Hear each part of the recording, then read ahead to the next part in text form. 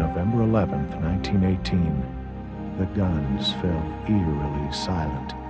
The Great War that had consumed the world for more than 4 years was finally over.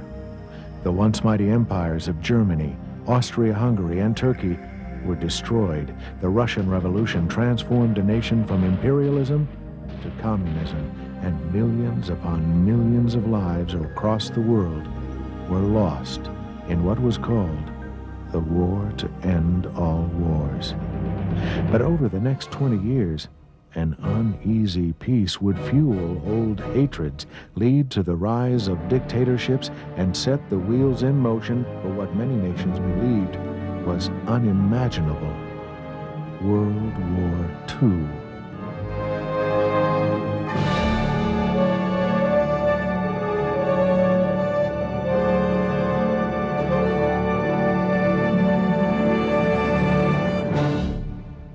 In January of 1919, delegates from the warring nations met in Paris for a peace conference.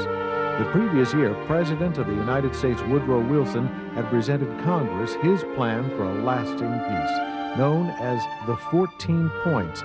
It included freedom of the seas, self-determination for several nations involved in the war, and the establishment of a League of Nations to keep the peace. Wilson was joined in Paris by the most prominent leaders of the Allied forces. At the conference, a new post-war Europe was created with the Treaty of Versailles.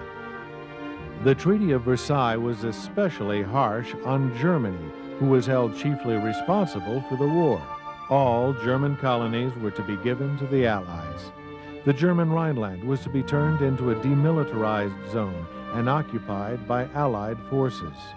Its army was to be reduced to 100,000 men. Germany would not be allowed to possess submarines or an air force. Finally, it required that Germany pay for all reparations for the war. The peace terms were non-negotiable. Germany was given no choice but to accept this humiliating punishment. And so, on June 28, 1919, German and Allied delegates signed the Treaty of Versailles, marking the official conclusion to World War I. Out of the Treaty of Versailles came the formation of the League of Nations, which was based in Geneva, Switzerland. Although it provided a forum to settle international disputes, its flaws were quite apparent. The United States Senate, wishing to return to an age of isolationism, rejected the Treaty of Versailles. The United States never joined the League. Germany was not allowed to join until 1926, and by 1933, it had left on its own accord. Communist Russia was not allowed to join until 1934. With 3 of the world's most powerful countries not participating in the League, the international body lacked any real authority to enforce its policies. The post-war government of Germany, known as the Weimar Republic, faced growing discontent from its people over the peace terms of the Treaty of Versailles. There were communist uprisings, growing economic instability, and new political parties threatening their authority. One of these political parties was the National Socialist German Workers' Party, or Nazis, led by its extreme right-wing leader, Adolf Hitler. In 1923, an attempted coup by Hitler known as the Beer Hall Putsch failed in the city of Munich, and Hitler was arrested. While serving only 9 months of a 5-year sentence, Hitler wrote his autobiography entitled Mein Kampf, or My Struggle, in which he outlined future plans for himself and for Germany. By the mid-1920s, economic conditions in Europe and the United States improved dramatically. Germany's annual war reparations were reduced, and political stability within the Weimar Republic was sustained. But all of that changed in October of 1929 with the Wall Street crash in the United States. The Great Depression that followed was felt around the world, especially in Germany, where unemployment soared to unprecedented levels.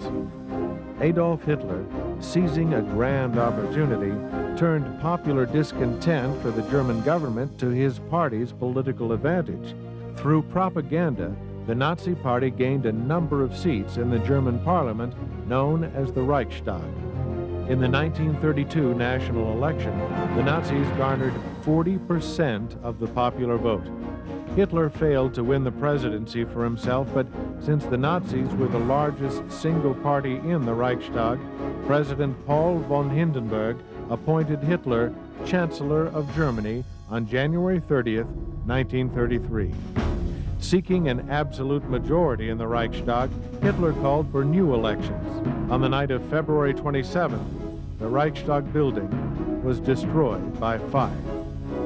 Hitler and the Nazis put the blame on German communists trying to seize power. Hitler's government assumed emergency powers and banned the Communist Party from the Reichstag. When the new elections arrived, the Nazis failed to win an absolute majority. In an effort to seize total control, Hitler asked the Reichstag to pass the Enabling Act, which would allow him to govern without the authority of the Reichstag or the president. With the Nazis using strong-arm tactics, the act became law, and Hitler used his newly acquired power to ban all political parties other than his own. All who opposed Hitler were either killed, jailed, exiled, or sent to concentration camps. Upon the death of 87-year-old President Hindenburg in August of 1934, Hitler assumed both the presidency and the chancellorship under the new title of Führer. The era known as the Third Reich and the dictatorship of Adolf Hitler had begun. Between the years 1934 and 1939, Germany saw itself transformed into a totalitarian police state, with the Nazis controlling all aspects of everyday life. They persecuted those they deemed undesirable, such as communists, gypsies, homosexuals, and especially Jews, who they used as scapegoats for all of Germany's ills. Jews were dismissed from the universities and from all government service. The Nuremberg Laws of 1935 outlawed marriages between Jews and non-Jews, and their civil rights were stripped away.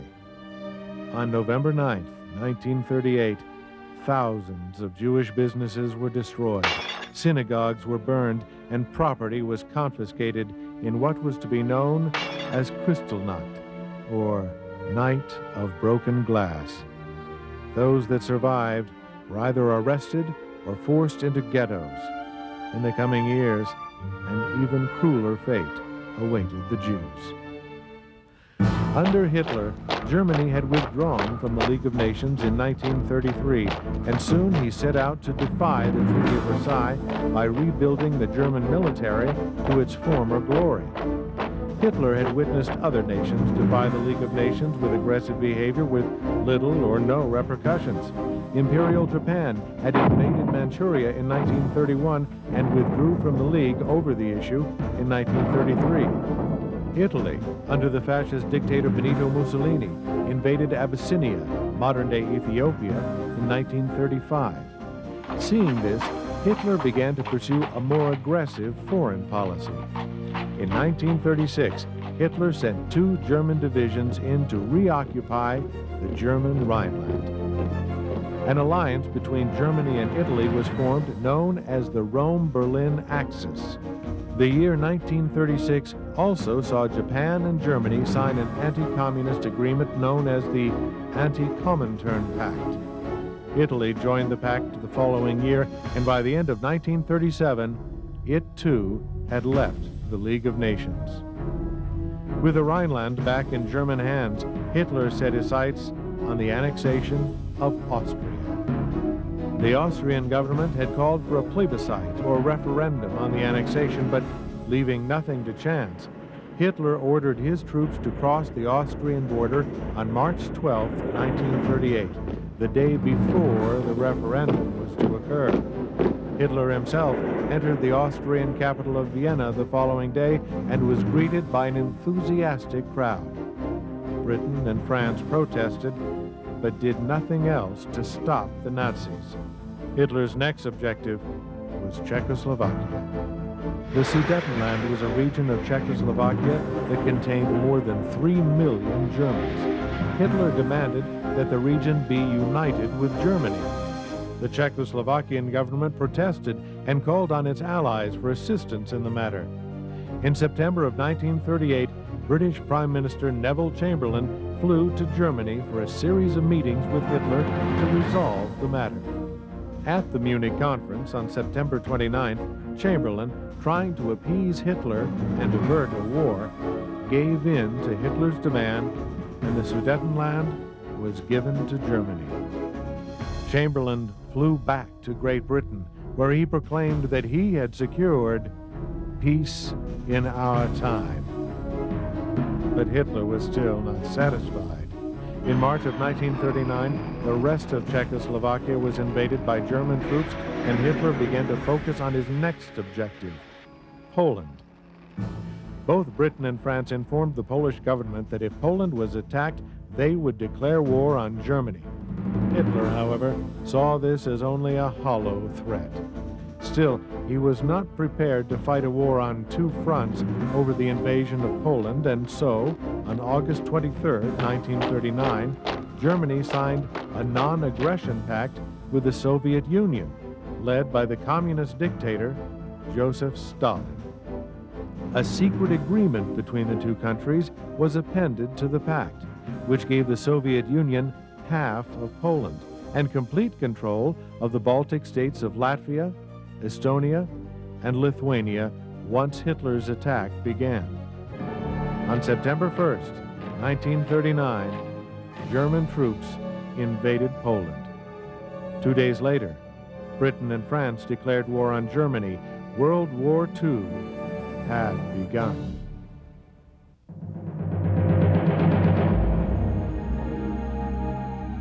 The invasion of Poland demonstrated to the world the full might of the German military machine.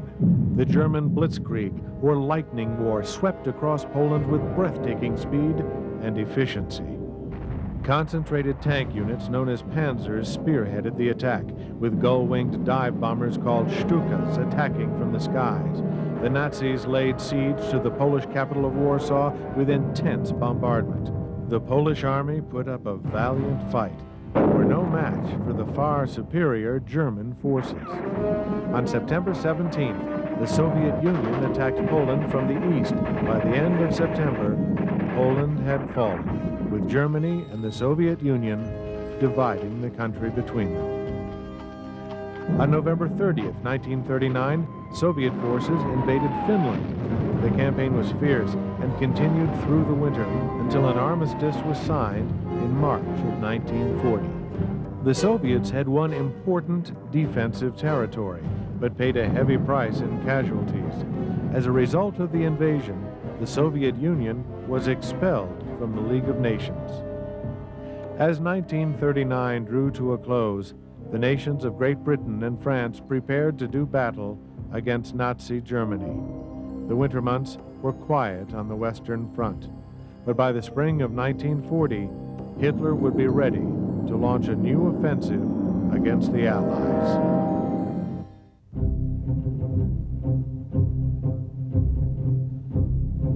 On April 7th, 1940, German troops invaded the countries of Denmark and Norway.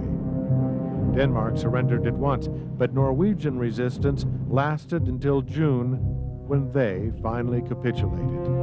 On May 10th, the Nazi war machine plunged into the neutral countries of Belgium, Luxembourg, and the Netherlands in an effort to attack France. Between World War I and World War II, a 250-mile-long series of heavily defended fortifications were constructed along the border between France and Germany. This was known as the Maginot Line. By going through the neutral countries, the Germans would be able to bypass the Maginot Line and attack France from northern Belgium. The brunt of the German attack on the Netherlands was in Rotterdam, where an intensive aerial assault by the Luftwaffe leveled the city. With the country being overrun by German forces, including Nazi paratroopers, the Dutch surrendered on May 14th. In Belgium, 50 infantry divisions and 7 panzer units drove into the Ardennes forest, taking the ill-prepared Allied forces completely by surprise. The assault of German artillery and dive-bombing Stukas forced the French army to retreat. By May 12th, the Germans crossed over into France and soon were moving northward to attack Allied forces on the coast. On the same day the Germans launched their western offensive, Neville Chamberlain stepped down as British Prime Minister and was replaced by Winston Churchill. Knowing that Britain must win the war, he exclaimed, "Victory at all costs. Victory in spite of all terror. Victory however long and hard the road may be. For without victory, there is no survival." As the Germans continued their drive north, a large number of British, French, and Belgian troops made their way to the port city of Dunkirk. The troops soon found themselves under siege by German artillery fire and constant air raids. As the Allied troops defended their position, the British government began the evacuation of Dunkirk. A variety of ships, including barges, fishing boats, pleasure craft, and destroyers, were sent across the English Channel to rescue the beleaguered soldiers. As the ships approached the shore, the soldiers, who were lined up on the beaches, waded or swam out to them. Over a 9-day period, 30 warships and some 665 boats were sunk by enemy fire. Yet 340,000 Allied troops, 2/3 of them British, were rescued and sent out of harm's way. Once the evacuation had begun, the country of Belgium was forced to surrender. Yet the miracle of Dunkirk had saved almost the entire British army and was seen by many as a symbolic victory, if not a military one. On June 5th, the day after the final evacuation, German forces totaling 130 divisions advanced southward through France. The French army, with only 50 divisions, was no match against the Nazi blitzkrieg and quickly retreated. On June 14, 1940, the citizens of Paris wept as German soldiers marched through their streets. 2 days later, Paul Reynaud, the French premier, resigned and was succeeded by Marshal Philippe Pétain, the military hero from the First World War. Pétain called for a truce with Germany. On June 22nd, an armistice was signed in the same train carriage that witnessed the 1918 surrender of Germany. Under the terms of the armistice, Germany would occupy northern France. In the south, Pétain would lead a collaborating yet independent French government with its capital at Vichy. British Prime Minister Winston Churchill, predicting Hitler's next move, spoke to the people of Great Britain. The Battle of France is over. The Battle of Britain is about to begin. Let us therefore brace ourselves to our duty. So bear ourselves that if the British Empire and its Commonwealth last for 1,000 years, men will still say, this was their finest hour. With the fall of France, Hitler and his generals began to plan the invasion of Great Britain, codenamed Operation Sea Lion. Before Britain could be conquered by land, however, it would have to be conquered by air. To accomplish this task, Hitler turned to the chief of the German Luftwaffe, Hermann Göring, and ordered a full-scale air assault on the island nation. In August, the Luftwaffe began bombing airfields used by the RAF, the Royal Air Force. Although the Germans had a superior number of planes, it was the British who had the advantage. A new invention called radar was used to detect the German Air Force as they left their bases in France and gave the British Fighter Command advance warning of their air raids. And since the Luftwaffe took off from France, it had a limited fuel supply over the skies of Britain. The Battle of Britain witnessed some of the fiercest dogfights in military history. The numerically inferior Royal Air Force fought gallantly and proved its mettle. the Luftwaffe lost 2 planes for every British plane it destroyed. But still, the Nazis' constant attacks were taking their toll on the RAF. On August 23rd, the Luftwaffe bombed London. 2 days later, the RAF retaliated and bombed the heavily defended German capital of Berlin. An infuriated Hitler ordered the Luftwaffe to stop its campaign against the RAF's airfields and begin a full-scale aerial assault of London. On September 7th, the Germans launched a major air attack the London newspapers dubbed the Blitz. The following week, on September 15th, an even heavier raid was launched against London, with the Germans sending in 200 bombers. The RAF launched an effective counterattack in stunning dogfights that pushed the enemy back across the English Channel. It was a crushing defeat for the German Air Force. Without sea or air superiority, Hitler announced that the invasion of Britain would be postponed.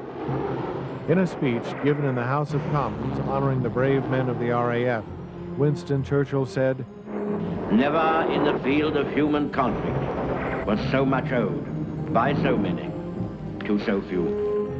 The Battle of Britain was over. Yet in the months that followed, the Luftwaffe continued to bomb the cities of England in destructive night raids.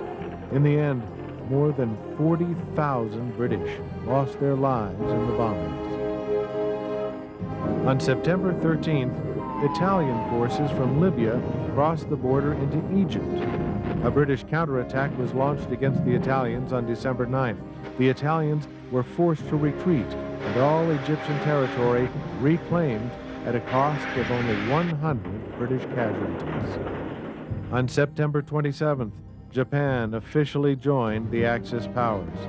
In November, they were joined by Hungary, Romania, and Slovakia.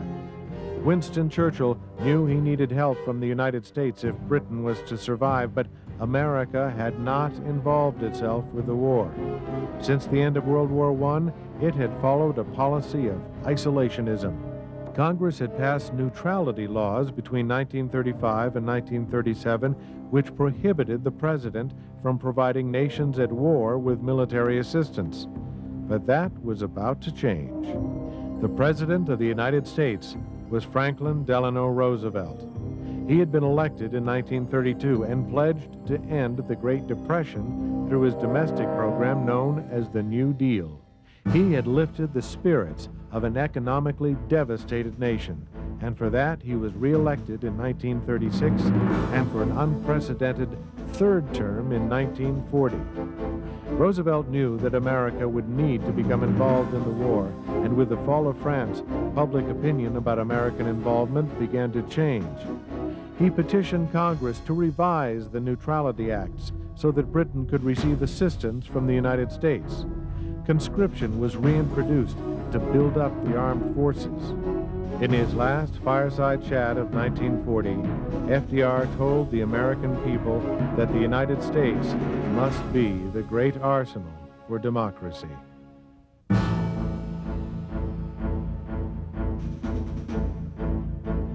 On March 11, 1941, the Lend-Lease Act was passed by the United States Congress. This allowed for the United States to lend military equipment to the Allied powers, most importantly Britain, with the knowledge that the cost of the equipment would be paid back after the war. Meanwhile, the Axis powers had grown to include the countries of Bulgaria and Yugoslavia.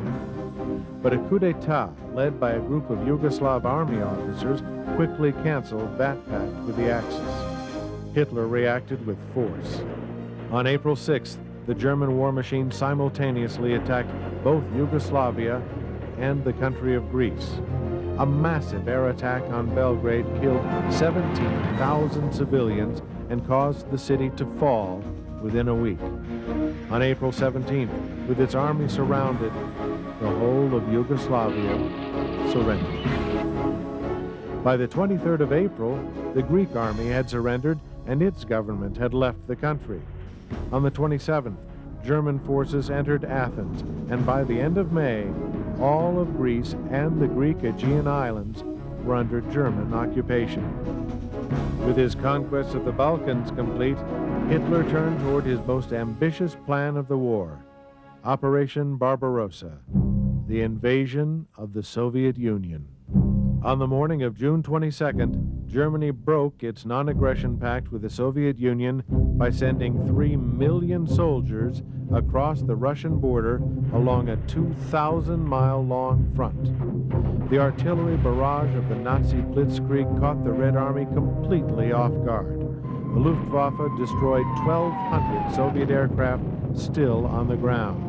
Panzer divisions plowed through Soviet territory at a ferocious pace. City after city was overrun.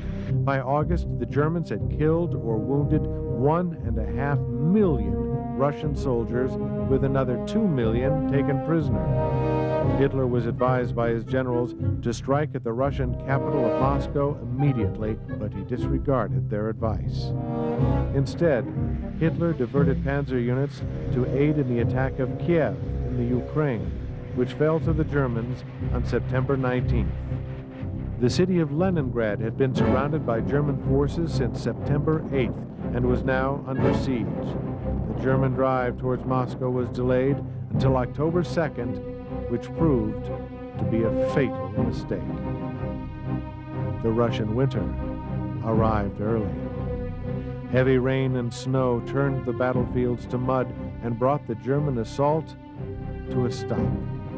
With inadequate clothing, food, and supplies, many German soldiers lost their lives while others suffered severe frostbite. Taking advantage of the situation, Russian leaders called on thousands of civilians to dig trenches and help fortify Moscow's defenses. After the first frost hardened the ground, the Germans continued with their drive. They came within 20 miles of Moscow in November. But the Soviet defenses held firm. The Soviets launched a counterattack against the ill-equipped Germans in early December, spearheaded by their new T-34 tanks. By the end of the year, they had pushed the German front line back some 40 miles. The Germans were astounded by the Soviets' courage and determination after so many months of defeat and hardship. The invasion of the Soviet Union was a failure. And now, Hitler had to contend with fighting a war on two fronts. On August 11, 1941, British Prime Minister Winston Churchill and U.S. President Franklin Roosevelt met for the first time on board a naval destroyer off the coast of Newfoundland, Canada. It was here that they signed a joint declaration of peace aims known as the Atlantic Charter. This historic document would become the basis for establishing the United Nations after the war. They also agreed to aid the Soviet Union in its struggle with Germany and issued a warning against Japan and its aggressive expansion in the Far East. Tensions between the United States and Japan had grown since the Japanese invasion of Manchuria and its ongoing war in China. After Japanese troops landed in French Indochina in July of 1941, the United States imposed a ban on all trade with Japan. In October, General Hideki Tojo was appointed Japanese Prime Minister. He called for an attack on the U.S. naval base at Pearl Harbor in Hawaii. Admiral Yamamoto, Commander-in-Chief of the Japanese Navy, was to plan the offensive. On the morning of December 7th, the Japanese attacked without warning. 350 carrier-based aircraft, many carrying torpedoes, led the assault. Within the span of 2 hours, 18 warships were sunk or badly damaged, and hundreds of planes were destroyed. More than 2,000 Americans, nearly all naval personnel, were killed, and another 1,200 were wounded. Japan had declared war on the United States. The Japanese continued their assault in the Pacific by attacking Wake Island, Guam, Hong Kong, Singapore, the Philippines, and other Pacific islands. The day after the attack on Pearl Harbor, President Roosevelt spoke before a joint session of Congress. Yesterday, December 7th, 1941, a date which will live in infamy. The United States of America was suddenly and deliberately attacked by naval and air forces of the Empire of Japan. He asked Congress for a declaration of war. With a near unanimous vote, the United States formally declared war on Japan. Great Britain quickly followed suit. On December 11th, Germany and Italy declared war on the United States. As the year 1941 drew to a close, the war that had mostly remained a European conflict was stretching out to every corner of the globe.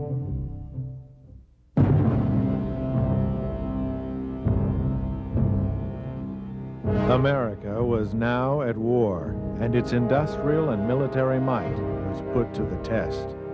President Roosevelt was advised by his Chief of Staff, General George C. Marshall, to commit to a Germany First policy, as he believed that the Nazis posed a greater threat to the United States than the Japanese. Roosevelt agreed.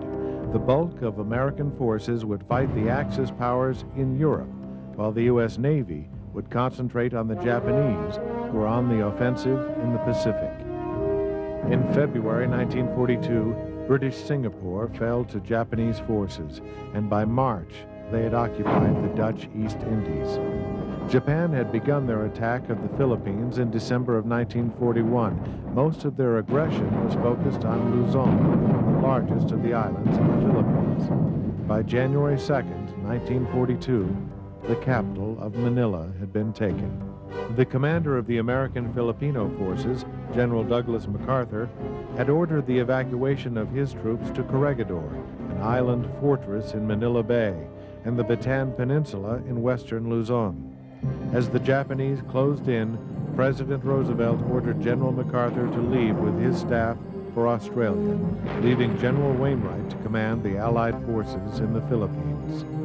When MacArthur arrived in Australia, he vowed to the people of the Philippines, "I shall return." The remaining American and Filipino forces on Bataan surrendered to the Japanese on April 9th. The Japanese decided to march the 76,000 prisoners to holding camps 60 miles away under the blazing tropical sun. For 6 days, the men were forced to march without food or water while the Japanese guards tortured and brutalized them. By the time they had reached the camps, more than 22,000 prisoners had died in the Bataan Death March. Resistance in the Philippines ended with the Allied surrender of Corregidor on May 6th.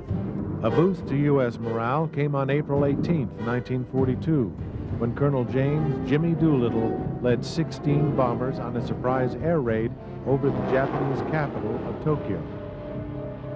More determined than ever to destroy the remainder of the American fleet, Admiral Yamamoto and his staff planned for another surprise attack. Midway Island, at the far western tip of the Hawaiian chain, was of great strategic importance. It could be used as a bomber base for the United States against Japan. If captured, it could be used as a base for Japan to attack the west coast of the United States. The Japanese assembled a gigantic naval fleet, which included 11 battleships, 8 aircraft carriers, and more than 700 fighter planes and bombers. Admiral Chester W. Nimitz, Commander-in-Chief of the U.S. Pacific Fleet, had a smaller fleet, which included 3 carriers and 350 aircraft. Yet the Americans had an ace up their sleeve. They had deciphered the Japanese radio messages concerning the surprise attack and decided to launch a surprise attack of their own. On the morning of June 4th, U.S. dive bombers destroyed 3 of the Japanese carriers in one 5-minute strike, with a 4th sinking later in the day. Yamamoto called off the invasion of Midway and ordered a general retreat on the following day. It was a stunning victory for the Americans and a crushing defeat for the Japanese. The Battle of Midway was the great turning point in the Pacific theater of World War II. As the United States mobilized its forces for the war in Europe, British forces were fighting the Axis powers in North Africa. To aid the Italians in their fight against the British, Hitler sent General Erwin Rommel and his panzer units to North Africa. Nicknamed the Desert Fox, Rommel was a masterful tactician, and he won a series of decisive victories against the British in 1941. But at the British garrison of Tobruk in Libya, a counterattack was launched that drove Rommel and his Africa Corps back to his original starting point. Rommel launched a new offensive in May of 1942. Within a few weeks, the Africa Corps recaptured all the territory that was lost to the British 8th Army and forced the Allies to regroup to a defensive position near El Alamein in Egypt. By the end of June, the British garrison at Tobruk had fallen to Rommel's Africa Corps. Winston Churchill called for new leadership in the North African campaign. The man he chose was Lieutenant General Bernard Montgomery. On October 23rd, Montgomery launched his offensive at the Battle of El Alamein. A barrage of British artillery pounded Rommel's Africa Corps, followed by an assault by the British infantry. By the first week of November, they had broke through the German lines, and Rommel, against Hitler's orders, gave the order to retreat. On November 8th, American and British troops fighting together under General Dwight D. Eisenhower began landing in Morocco and Algeria, which were controlled by the Vichy government of southern France. In response to the invasion, the Nazis sent reinforcements into Tunisia and occupied all of France. The Allied offensive was checked in western Tunisia in mid-December. The war in North Africa would rage on until the following spring. In the Pacific, U.S. Marines landed on the Japanese-controlled island of Guadalcanal in the Solomons on August 7, 1942. Japanese resistance was strong. While the Marines fought the enemy on land, the Navy fought the Japanese in 6 major engagements in the waters surrounding the island. The fierce and bloody fighting for Guadalcanal lasted a grueling 6 months. By February 1943, with assistance from Australian forces, the Americans had secured the island. On the Eastern Front, 1942 would witness one of the most destructive battles of the war, the Battle of Stalingrad. On August 23rd, German airplanes launched a bombing raid on the city in which some 40,000 civilians were killed. After the aerial assault, the German 6th Army, commanded by General Friedrich Paulus, approached the outskirts of Stalingrad. General Vasily Chukov, the Russian commander, ordered his men to engage the enemy in street warfare, hiding out in wrecked buildings and attacking the German forces with rifles and hand grenades. The brutal fighting lasted for months. By November, the German 6th Army occupied most of the city. Then, on November 19th, the Soviets counterattacked from the north and south with a massive assault of tanks and heavy guns. By the 22nd, the Germans were completely surrounded. General Paulus, wishing to fight his way out of the city, was ordered by Hitler to hold Stalingrad at all costs. Another cruel Russian winter had set in and crippled most of the German army. And with the Soviets closing in, the end was in sight. On January 31st, 1943, General Paulus surrendered the German 6th Army to the Soviets. 200,000 Russians and 140,000 Germans had lost their lives in the fighting, with another 90,000 Germans taken prisoner. It was a devastating defeat for Hitler and the Nazis. The Battle of Stalingrad was the major turning point in the war in Europe.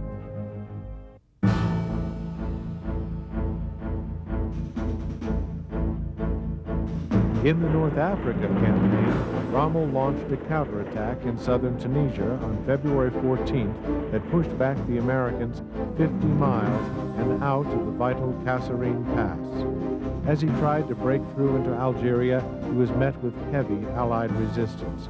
Hitler recalled Rommel in March as the Americans and British closed in around the Africa Corps. By the middle of May, what was left of the German and Italian forces surrendered in Tunisia. The North African campaign was over.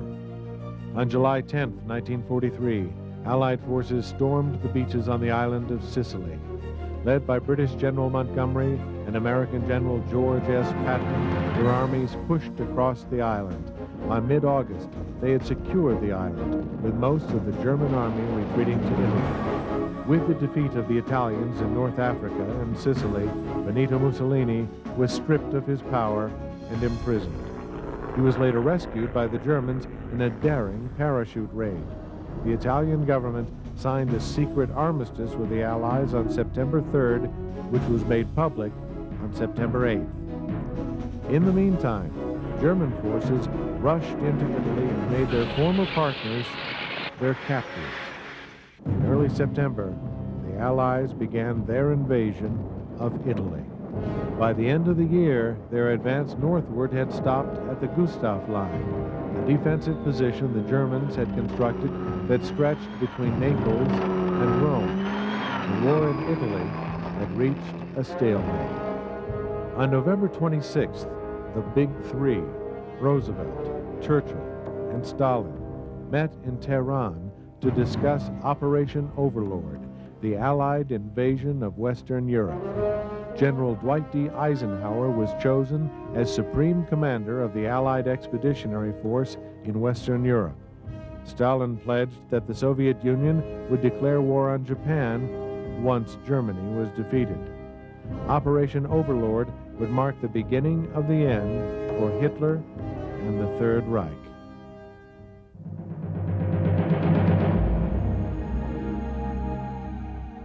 To break the stalemate in the Italian campaign, the Allies landed 40,000 troops behind German lines at Anzio on January 22, 1944, taking the Germans completely by surprise. The Allied commander, General John P. Lucas, hesitated to advance towards Rome due to a lack of supplies. This, in turn, allowed the Germans to send reinforcements into the region, trapping the Allied forces for the next 4 months. Trying to break through the Gustav Line in the south, Allied troops focused on the capture of the German stronghold at Monte Cassino. From January to April, they assaulted the town with little result. The ancient monastery that had sat atop the summit for 1,000 years was reduced to rubble by an Allied air attack. In May, a final offensive was launched to take the town. The advance was led by thousands of Polish soldiers who had escaped their homeland in 1939 to join the Allied cause. After 6 days of brutal fighting, the fortress was captured on May 18th. On May 23rd, American troops finally broke out of the Anzio beachhead, forcing the Germans to abandon the entire Gustav Line. The Allied armies entered the Italian capital of Rome on June 4th to the sounds of cheering crowds. Rome had been liberated. France was next. The plan for Operation Overlord called for the Allies to invade France on the coast of Normandy. 2 American divisions would land at beaches codenamed Omaha and Utah. 1 Canadian and 2 British divisions would land on beaches codenamed Juno, Sword, and Gold. A break in the weather on the 5th of June allowed the invasion to begin. Allied paratroopers dropped behind enemy lines under the cover of darkness. They suffered heavy casualties, but were able to secure the roads leading from the beach. On D-Day, June 6, 1944, the largest amphibious attack in history was launched. At 6:30 a.m., Allied soldiers assaulted the Normandy coast. Slow reaction by the Germans allowed for the Allies to land on 4 of the 5 beaches with light losses. It was an entirely different story for the American 1st Division at Omaha. From the cliffs and bluffs overlooking the beach, the heavily armed Germans opened fire with a barrage of artillery shells, mortars, and machine guns. The casualties were enormous at bloody Omaha, but the brave Americans pushed forward. By late afternoon, the beach was finally secured and more Allied troops were brought on shore. The cost of human life on D-Day was staggering, more than 10,000 Allied casualties. But the invasion was a success. By the end of June, the Allies had 1 million men ashore in Normandy. The Allied breakout from Normandy began on July 25th. The British and Canadian forces were commanded by General Montgomery. The American divisions consisted of the First Army, led by General Courtney Hodges, and the Third Army, led by General George Patton. In August, Patton's Third Army clashed with the German 5th Panzer and 7th Armies west of Falaise. It was the largest tank battle fought on the Western Front, with almost 1,500 tanks engaged in combat over an area of 800 square miles. The battle ended in an Allied victory on August 20th, with 100,000 Germans killed and another 50,000 taken prisoner. The Allied advance continued through France, and on August 25th, American and French forces finally liberated Paris. The streets erupted in joyous celebration. With Paris secure, the Allied forces continued their march against the Germans. By mid-September, the Allies gained control of Belgium and Luxembourg. In a summer offensive on the Eastern Front, the Soviet Red Army succeeded in pushing back the Germans 250 miles and destroying 28 of their divisions. The Soviets then went on to capture Romania, Bulgaria, Yugoslavia, and Hungary. By the fall, the Soviets were closing in on the Polish capital of Warsaw. Meanwhile, the Allies were also enjoying some successes in the Pacific theater. In the Battle of the Philippine Sea, U.S. naval pilots shot down over 300 Japanese planes and sank 3 carriers. On October 20th, General MacArthur launched his attack on Leyte Island in the central Philippines. American planes attacked Japanese airfields, destroying more than 3,000 aircraft. The ground assaults quickly followed. General MacArthur strode ashore only hours after the assault had begun and announced, "People of the Philippines, I have returned." The Allied attack on the Philippines brought the Japanese Navy out in full force. The Battle of Leyte Gulf lasted for 3 days and was the largest naval battle in history. The Japanese fleet lost 26 warships to the Americans' 6. Making their first appearance in the war were kamikaze suicide pilots who loaded up their planes with explosives and intentionally crashed into U.S. ships. Even with these suicide missions, the Japanese Navy was severely beaten and would prove ineffective for the remainder of the war. The land war in the Philippines continued, however, until June of 1945, when the Japanese, suffering enormous casualties, finally fled the islands. In November of 1944, FDR was elected to a 4th term as President of the United States. With victories in the Pacific and in Europe, the end of the war seemed within his grasp. Allied forces were preparing to invade Germany from the west as the Soviet Red Army was approaching from the east. But Adolf Hitler had one last card to play, one final, desperate gamble to ensure the survival of the Third Reich. On Hitler's orders, over 250,000 German troops and 1,000 tanks were secretly moved into the Ardennes forest. Their goal would be to split the Allied armies on the Western Front in 2 and capture Antwerp. On the morning of December 16th, the Germans attacked, taking the Americans completely by surprise. The German assault resulted in an Allied retreat, creating a 30-mile bulge in the American front lines. The fighting in the Ardennes became known as the Battle of the Bulge. General Patton's Third Army was brought in to save the American troops. The fighting continued until January 1945, when the bulge in the Allied lines was eliminated and the German army was destroyed. Hitler's desperate gamble had failed.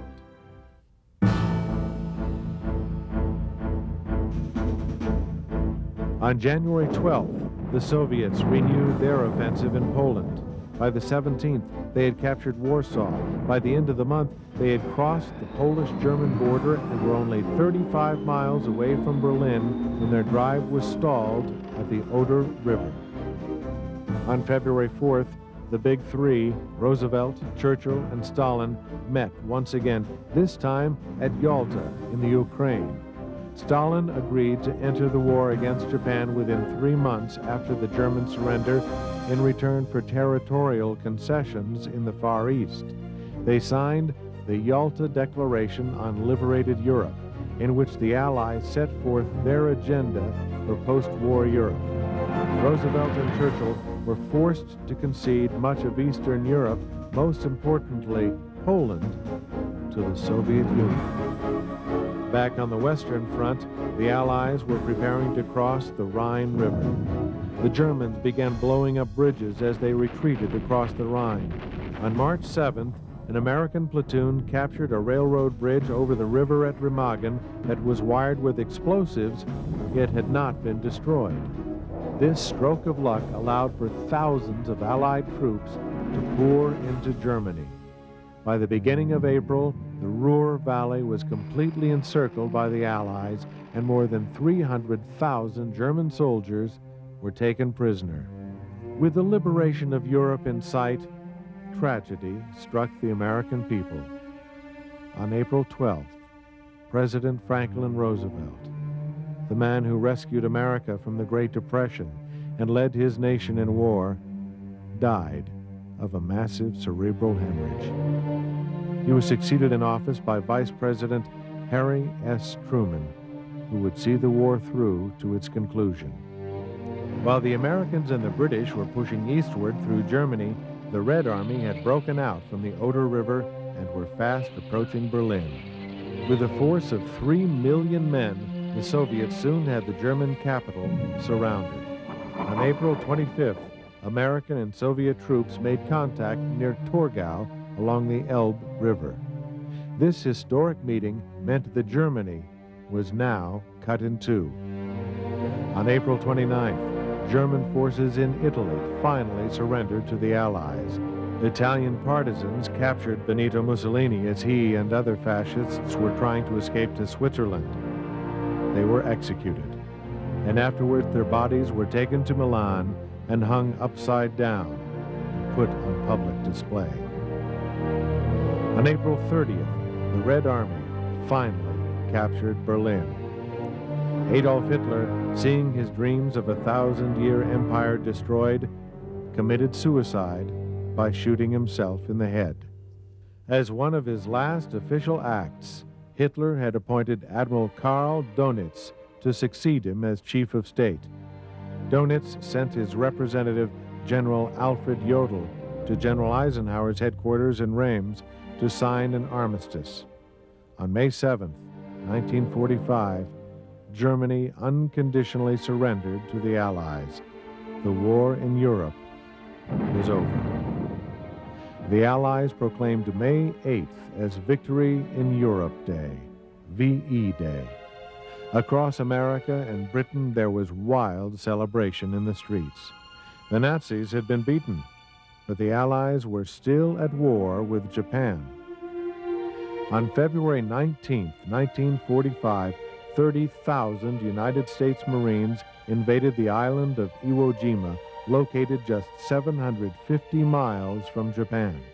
The island was heavily fortified and garrisoned by 21,000 Japanese troops. Iwo Jima saw some of the bloodiest fighting of the war. On February 23rd, U.S. Marines took Mount Suribachi in the southern end of the island and raised an American flag on the summit. The fighting continued for nearly another month before the Americans secured the island. Over 6,000 Marines lost their lives on Iwo Jima. On April 1st, the U.S. 10th Army landed on the island of Okinawa, where they were met by fierce Japanese resistance. The fighting lasted until June 22nd, when the island was finally captured by the Allies. The price for victory, however, was enormous. There were more than 40,000 American casualties, of whom over 12,000 died. More than 100,000 Japanese soldiers lost their lives defending the island of Okinawa.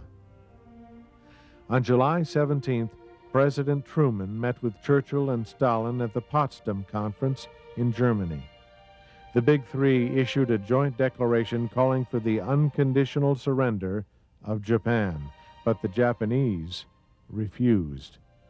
President Truman was faced with two choices: begin the invasion of Japan or use a new superweapon of massive destructive power, the atomic bomb.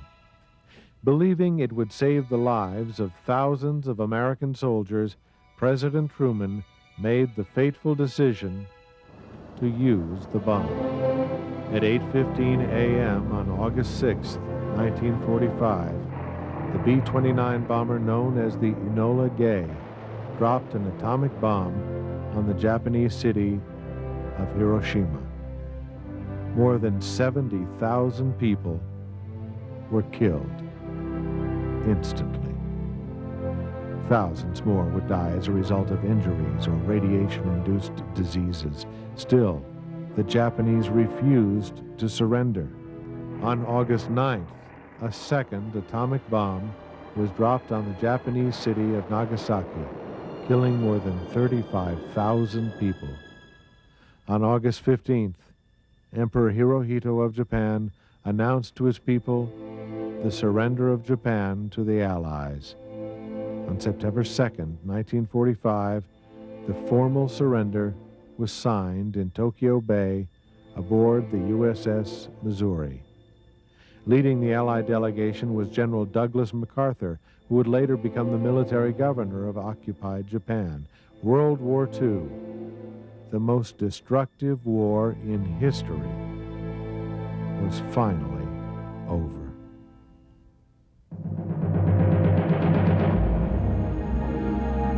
With the liberation of Europe came a discovery of indescribable horror. During the war, the Nazis had set up concentration camps in occupied countries. Jews and others the Nazis deemed undesirable were deported to ghettos and work camps, where many were killed by slave labor, starvation, and by mass shootings. At the Wannsee Conference held in January 1942, the Nazis decided to implement the final solution: the complete extermination of the Jewish people. By the end of the war, the Nazis had methodically murdered more than 6 million Jews in what has become known as the Holocaust. After the war, an international military tribunal was held at Nuremberg. The Nazi perpetrators were put on trial for their war crimes, and many were sentenced to death. The cost of human life during World War II is estimated at 55 million dead, 25 million in military service, and 30 million civilians. The ancient cities of Europe and Asia were reduced to rubble. Tensions between the Soviet Union and the United States grew in the years following the war. Winston Churchill had described the Soviet Union's communist influence over post-war Europe as an iron curtain descending across the continent. This was most clearly seen in Germany. The German state ceased to exist after the war. The country was divided into separate zones and occupied by the Allied powers of the United States, Great Britain, France, and the Soviet Union. Berlin, which was inside the Soviet zone, was also divided between the four powers. In 1949, the country was divided into Communist East Germany and Democratic West Germany.